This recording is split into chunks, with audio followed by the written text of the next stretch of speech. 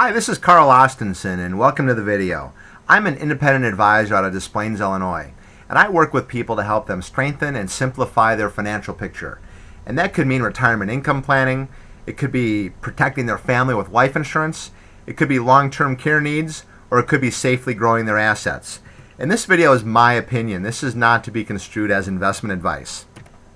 So here's a list of some of the companies that I represent in order to bring my clients the best products and services that I possibly can. So I'm going to keep this very simple. With all the things going on right now, which line would you rather have your nest egg invested in for the next 5 to 10 years? The red line, the light blue line, or the dark blue line? Well, we all know what the red line is. That's Wall Street for the last 10 years. That's mutual funds, and they go up and down. And the light blue line is the bank, where you can earn 2 or 3%. But what's that dark blue line? What is that? That looks kind of interesting. Look, it goes up in years the market goes up. And then it locks the gain in every year. And it does not lose anything when the market goes down. What is that? Well, you can have something like that for your IRA or 401k right now. Give me a call and I'll tell you exactly how it works. But now for the rest of the video. So is your money in the right spot? That's what we're talking about today.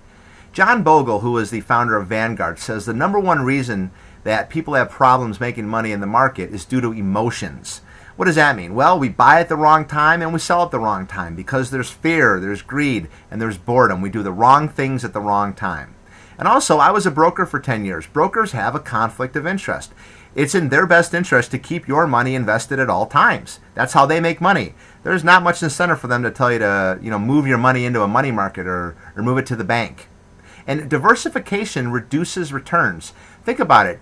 If your losers are offsetting your winners, you're not getting the full upside of the market either. So diversification dilutes your returns. And people have holding periods that are too short. Warren Buffett says if you're not willing to hold a stock for 10 years, don't hold it for 10 minutes.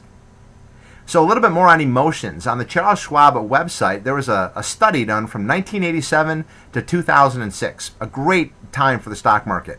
And they looked at what did the stock market do versus what the average person made. Well, the S&P 500 index was up 12%. It was a fantastic time. But the average person only made 4%. Think about that. A fantastic stock market, and the average person only made 4%. Why? We do the wrong things at the wrong time. Now, can you imagine what's going to happen when we get 20 years of a bad stock market?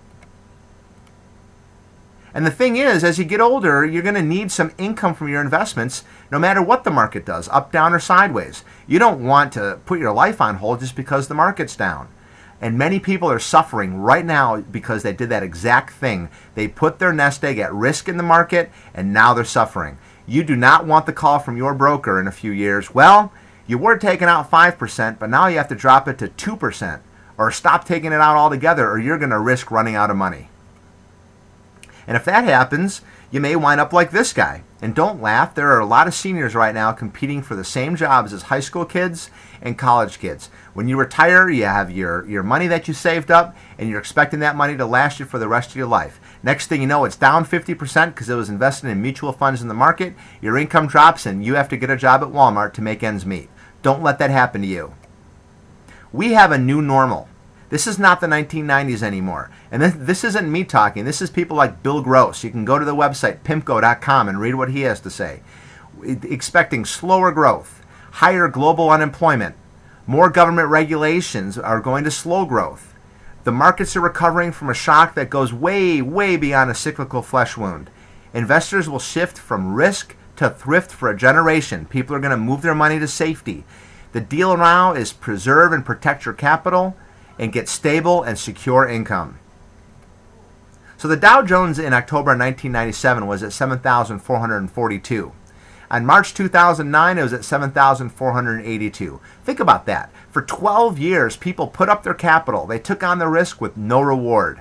With slower growth ahead, maybe it's time to question why you're in the market at all. And maybe it's time to reconsider the 10 to 12% that brokers, mutual funds, and Wall Street preach. Now, don't get me wrong, there was opportunity along the way. People had paper gains, but they did not turn them into realized gains. The 90s were good, then 2000, 2002 took it back. And then 2003 to 2007 was good, 2008, 2009 took it back. What's the point? If you put in $100,000, it goes to $200,000, then it goes back to $100,000. What was the point of the whole exercise? Unless you have a strategy that automatically locks in your gains, what's the point of going through all that? So again, is your money in the right spot? If you put money in the Japanese stock market 15 to 20 years ago, you're still down 50%. Think if that happens here. What would that do to your retirement if 10 years from now you're still down 50%? It could happen. So, how do we recover? Well, most people don't know what else to do. All they know is, well, either I keep it in mutual funds or I put it at the bank. And the bank is fine for your liquid money, but earning 2 or 3% may not be the best way to recover and may not be the best spot for long-term growth. Or you can keep it at risk in the market, hoping to get back your 20, 30%, and also you're going to go through the next big decline. Well, we show people that there are opportunities right in the middle, where you have the opportunity to earn more than at the bank and not put your money at risk. And this is where we help people with their nest egg money.